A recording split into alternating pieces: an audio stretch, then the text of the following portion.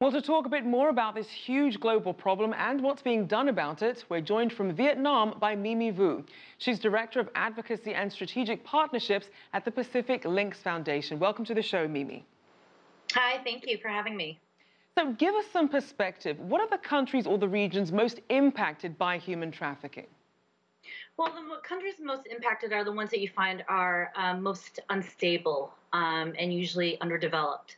So within the Asia region, for example, Vietnam is a major source country for human trafficking, as is Burma or Myanmar, Laos, Cambodia, Nepal because of the earthquakes, and Thailand as well. So the push-pull factors vary from country to country, and so there are a lot of various issues that we have to deal with on the source country side as well as the destination country side. For South America, of course, it's the Central American countries. In Mexico, they're fleeing drug gang violence. And this is certainly a global issue. So just how big of an illicit business is human trafficking? It's a huge business. The estimates are about $150 billion business, making it the second largest criminal enterprise behind drugs trading. And often when it gets to that level, people and drugs and weapons and various other things are often trafficked together. So what are countries currently doing to try and eradicate it? It varies by country. You have some countries who are doing the minimal or nothing at all. Other countries are not exactly acknowledging the issue because they have other things such as civil war or environmental disasters to worry about. And then there are other countries that are facing pressure from external sources or other countries that they, for example, want to do business with or trade with that are pressuring them to address the issue in their own within their own borders. And what about the role of technology? Are there any new sort of products or services out there that are really helping to battle this? Well, I can tell you that one of the new technologies or the technologies that traffickers are using and therefore law enforcement is also using to fight them is social media and Facebook. Facebook has become a major recruitment tool in Vietnam, especially in the border regions and the sort of mountainous, harder to reach, isolated regions. It's become a tool that traffickers and their agents will use to recruit young women and girls.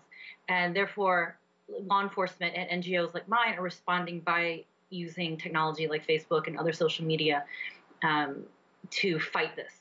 So then with traffickers then also turning to technology in their endeavors, what are regulators doing about it, or what can they do? You know, it's so hard because the point of social media, for example, is to make it free, connect everyone, right? So, and erase borders. So human trafficking is what I call globalization at its worst. Globalization is neither here nor there, but this is the ugly side of globalization. This is the ugly side of making barriers fall and borders fall and making it easier for people to be mobile. What happens is when you are vulnerable and you lack access to information, but all of a sudden you have access to move, or people are telling you that you have access to move, that's where you have the problems. So in terms of social media and what regulators can do, I'm not sure of the solutions because it's such a big problem that it's not just regulation that will work. There are lots of law enforcement, especially out of the Netherlands, for example, who have been putting stings online. For example, there was one NGO that created an AI, a young girl, and used that to lure traffickers and pedophiles. And then the Dutch police were able to follow up with that.